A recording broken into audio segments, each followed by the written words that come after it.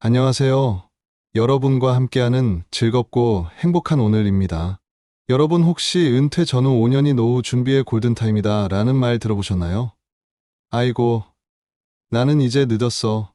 라며 손살에 치거나 뭘 그렇게까지 거창하게 준비해? 하고 거부감 가지시는 분들이 분명 계실 겁니다. 하지만 절대 늦지 않았습니다. 아니, 어쩌면 지금 이 순간이 여러분의 남은 인생 30년, 40년을 결정할 가장 중요한 골든타임일지도 모릅니다. 지금 여러분이 50대 초중반이시거나 은퇴를 앞두고 계시거나 혹은 이미 은퇴하셨다면, 아니 40대 후반도 포함해서요. 이 영상을 끝까지 주목해주세요. 제가 오늘 여러분께 은퇴 전후 5년이라는 결정적인 시기를 어떻게 활용해야 재정적으로 쪼들리지 않고 심리적으로 안정되며 인간적으로도 풍요로운 노후를 맞이할 수 있는지 그 구체적인 실행 전략과 비법들을 속 시원히 알려드리겠습니다. 같은 5, 60대라도 왜 어떤 분은 매일이 잔치 같고 어떤 분은 매일이 근심 걱정일까요? 그 격차를 줄이고 나아가 뒤집을 수 있는 비법, 지금 바로 시작합니다. 은퇴 전후 5년, 왜 골든타임인가? 숫자가 말해주는 진실입니다. 그런데 왜 하필 은퇴 전 5년, 은퇴 후 5년이 그토록 중요할까요? 여기에는 몇 가지 분명한 이유가 있습니다. 첫째, 은퇴 전 5년은 재정적으로 마지막 증액할 수 있는 기회입니다. 이 시기에는 대부분의 사람들이 직장에서 가장 높은 수입을 올리고 있을 가능성이 높습니다.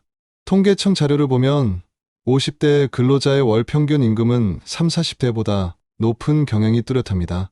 이 높은 수입을 마지막으로 최대한 저축하고 투자에 집중하여 은퇴 자금의 씨앗을 크게 불릴 수 있는 황금기입니다. 예를 들어 매달 50만 원을 추가로 저축한다고 가정하면 5년이면 원금만 3천만 원, 여기에 이자까지 붙으면 그 이상이 됩니다. 이 돈이 은퇴 후 매달 20만 원씩 연금을 받는 것과 같은 효과를 낼 수도 있습니다. 둘째, 은퇴 후 5년은 새로운 루틴과 소득원을 만들 결정적 시기입니다. 이 시기에 앞으로 남은 3, 40년의 삶의 방식과 패턴이 자리 잡힙니다. 연금만으로는 생활이 어렵다는 것을 실감하고 부족한 부분을 채울 수 있는 소득원을 탐색하고 정착시키는데 필요한 가장 중요한 시간입니다. 또한 새로운 사회적 관계를 맺고 건강관리 습관을 형성하는데 매우 중요한 시기입니다. 이 시기를 놓치면 한번 굳어진 습관을 바꾸기란 정말 어렵습니다. 제 주변에도 이런 분들이 많습니다. A씨는 50대 초반부터 마지막 5년이야 를 외치며 월급의 50%를 연금저축과 ETF 투자에 쏟아부었습니다. 매년 가족 여행도 줄이고 허리띠를 졸랐죠. 은퇴 후 처음 2, 3년은 좀 빠듯했지만 5년이 지나자 그는 새로운 일자리를 찾았고 이전에 투자했던 연금과 투자 수익이 합쳐져 지금은 젊은 시절보다 더 풍요롭게 사는 것 같습니다. 반면 B씨는 어떻게든 되겠지 하며 은퇴 전까지 큰 변화 없이 지내다가 은퇴 후 갑작스러운 수입 절벽에 당황했고 이미 불어난 생활비와 건강 문제까지 겹쳐 지금은 노후 준비 못한 것을 후회하고 계십니다. 노후에 경제적으로 쪼들리지 않기 위한 세 가지 핵심 원칙입니다. 원칙 1은 소득원 확보를 위한 파이프라인은 많을수록 든든하다. 연금만으로는 부족해. 이 말은 대한민국 중장년층의 현실입니다. 국민연금연구원의 2023년 조사에 따르면 부부의 적정 노후 생활비로는 대략 월 300만 원이 필요하다고 합니다. 하지만 많은 분들이 국민연금만으로는 이 금액에 미치지 못합니다. 따라서 은퇴 후에도 꾸준히 수입을 창출할 수 있는 나만의 파이프라인을 만드는 것이 중요합니다. 퇴직 전에는 남은 5년간 자신의 경력을 되돌아보고 어떤 기술이나 경험이 제2의 직업으로 이어질 수 있을지 고민해야 합니다. 자격증 취득, 컴퓨터 활용 능력 향상, 취미를 통한 수익 모델 구상 등이 될 수 있습니다. 퇴직 후는 무턱대고 새로운 일을 시작하기보다는 사회적 기업이나 비영리 단체에서 봉사활동을 하며 탐색 기간을 갖는 것도 좋은 방법입니다. 소액의 급여를 받더라도 새로운 경험을 쌓고 사회적 연결망을 넓힐 수 있습니다. 예를 들어 은퇴한 교사가 지역 도서관에서 아이들을 가르치거나 퇴직한 기술자가 소상공인을 돕는 멘토로 활동하는 사례가 많습니다.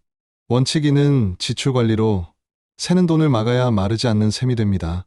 많은 분들이 은퇴 후 수입이 줄면 자연스럽게 지출도 줄어들 것이라고 생각합니다. 하지만 현실은 다릅니다.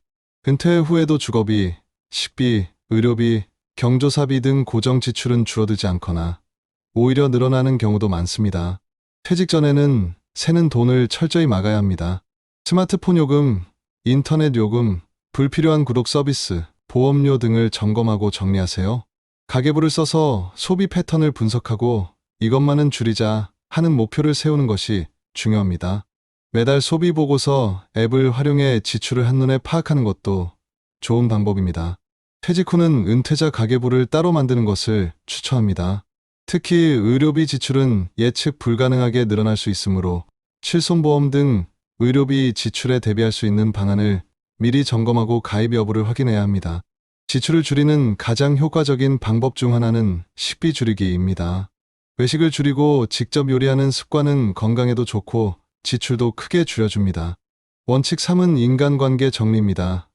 얽매이지 않는 자유로운 관계가 삶의 만족도를 높입니다. 나이가 들면 친구가 재산이다라는 말도 맞지만 모든 관계가 재산은 아니다 라는 점을 명심해야 합니다. 오히려 나를 힘들게 하고 에너지를 고갈시키는 관계는 과감히 정리할 필요가 있습니다. 퇴직 전에 직장 내 인간관계는 업무라는 공동 목표로 묶여 있어 쉽게 끊어지지 않습니다. 하지만 은퇴 후에는 직장 동료와의 관계가 급변하는 경우가 많습니다. 이때를 대비해 직장 밖에서 진정한 교류를 할 수 있는 소수의 내 편을 만드는 것이 중요합니다. 퇴직 후에는 의무적인 관계를 줄이고 자발적이고 행복한 관계에 집중해야 합니다. 골프 모임, 등산 동호회, 독서 모임 등 자신의 관심사를 공유할 수 있는 새로운 그룹에 참여해보세요. 과거의 향수에 젖어 불평만 늘어놓는 모임보다는 미래지향적이고 긍정적인 에너지를 주는 관계가 노후의 행복에 훨씬 중요합니다. 사회생활을 통해 쌓은 넓은 인맥보다는 소수의 깊은 친구 관계가 우울증 예방에도 효과적이라는 연구 결과도 있습니다. 다음은 50대 이후 재정적으로 어려워지는 사람들의 공통된 실수와 예방책입니다. 같은 나이대라도 어떤 분은 여유롭고 어떤 분은 경제적으로 힘들어하는 이유가 뭘까요? 50대 이후 재정적으로 어려워지는 분들의 공통된 실수와 그 원인을 분석하고 예방책을 제시해드립니다. 첫 번째 실수로는 설마 내가 하는 안일함과 준비 부족입니다. 원인으로는 은퇴가 막연히 먼 미래의 일이라고 생각하거나 자녀 교육과 결혼 등에 모든 재산을 쏟아붓느라 정작 자신들의 노후 준비는 뒷전인 경우가 많습니다. 예방을 위해서는 노후 준비는 선택이 아닌 필수라는 마음가짐을 가져야 합니다. 자녀에 대한 지원은 어느 정도까지가 허용한 도인지를 정하여 미리 선을 긋고 은퇴 준비 자금을 1순위에 놓는 결단이 필요합니다. 혼자서 파악이 안 되거나 불안하다면 전문가와 상담하여 자신의 노후 재정 상태를 객관적으로 진단받는 것도 중요합니다. 두 번째 실수로는 빚을 지고 은퇴하는 위험천만한 행동입니다. 자녀의 결혼 자금, 전세 보증금 지원, 주택 리모델링 등으로 퇴직금이나 퇴직 후 받을 연금을 담보로 빚을 지는 경우가 의외로 많습니다. 빚은 절대 은퇴 전에 청산해야 합니다. 은퇴 후에는 수입이 급감하므로 빚을 갚기가 매우 어려워집니다. 자녀를 위해 모든 것을 희생하기보다는 자녀 스스로 자립할 수 있도록 돕는 것이 진정으로 자녀를 위하는 길입니다. 즉, 자녀의 미래나 노후는 자녀가, 나의 노후는 내가 라는 단호한 마음가짐이 필요합니다. 세 번째 실수 유형으로는 너무 늦게 시작하는 건강관리와 의료비 대비 부족입니다.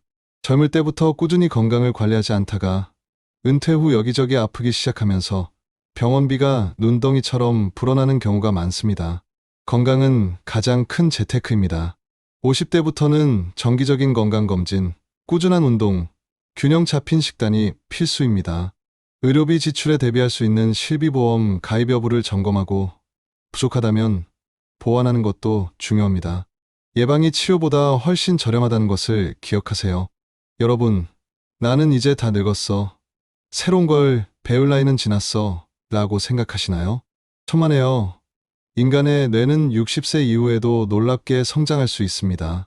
뇌과학 연구에 따르면 성인기에도 뇌의 가소성은 유지되며 새로운 학습과 경험을 통해 신경회로가 재구성될 수 있다고 합니다. 자기계발의 즐거움입니다. 독서, 악기 배우기, 외국어 공부, 그림 그리기 등 새로운 취미 활동을 시작해보세요. 유튜브 시청이나 온라인 강좌를 통해 젊은 세대와 소통하며 새로운 지식을 습득하는 것도 좋은 방법입니다. 이 과정 자체가 뇌를 자극하고 삶의 활력을 불어넣어 줍니다. 인간관계의 확장입니다. 새로운 배움을 통해 만나는 사람들은 여러분의 삶에 새로운 에너지를 불어넣어 줄 것입니다. 나이라는 틀에 갇히지 말고 배움의 공동체 속에서 새로운 친구들을 사귀어 보세요. 같은 50, 60대인데 어떤 분은 매일 웃고 활기차고 어떤 분은 그 반대일까요? 그 격차를 줄이고 나아가 뒤집을 수 있는 핵심 요인은 바로 선택과 태도에 있습니다. 은퇴 전후의 5년 일하는 골든타임 동안 적극적으로 미래를 설계하고 실행했는지 아니면 그저 시간이 흐르도록 방관했는지에 따라 큰 차이가 발생합니다. 늦었어. 안 될 거야. 라는 부정적인 생각은 행동을 멈추게 합니다. 지금부터라도 해보자. 나는 할 수 있어. 라는 긍정적인 태도가 새로운 기회를 만듭니다. 세상은 빠르게 변합니다. 과거의 성공 방식만을 고집하기보다는 새로운 변화를 받아들이고 유연하게 적응하려는 태도가 필요합니다. 스마트폰이나 AI 활용법을 배우는 것부터 새로운 소득원을 찾는 것까지 모두 유연함에서 시작됩니다. 은퇴 후 집에만 머물기보다 봉사활동, 동호회, 학습 모임 등을 통해 적극적으로 사회에 참여하는 것이 삶의 만족도를 높입니다. 사람들과의 교류는 우울감을 낮추고 삶의 의미를 부여합니다. 결론적으로 은퇴 후 삶의 질은 나이 자체가 아니라 은퇴 전후 5년 동안 어떤 마음가짐으로 어떤 선택을 하고 어떤 행동을 했는지에 따라 결정됩니다. 자, 오늘 영상 어떠셨나요? 은퇴 전후 5년, 결코 짧지 않은 시간입니다. 이 시간을 어떻게 활용하느냐가 여러분의 남은 인생을 완전히 달라지게 할 수 있습니다. 지금부터라도 늦지 않았습니다. 오늘 제가 말씀드린 3가지 핵심 원칙, 소득원 확보, 지출 관리, 인간관계 정리들을 기억하시고 50대 이후에도 계속해서 성장할 수 있다는 잠재력을 믿고 자기계발에 힘써주세요. 그리고 삶의 질을 가르는 핵심 요인인 선택과 태도를 긍정적으로 가져가시길 바랍니다. 여기까지 들어주셔서 감사합니다. 여러분, 남은 오늘도 즐겁고 행복하게 보내시기 바랍니다. 감사합니다.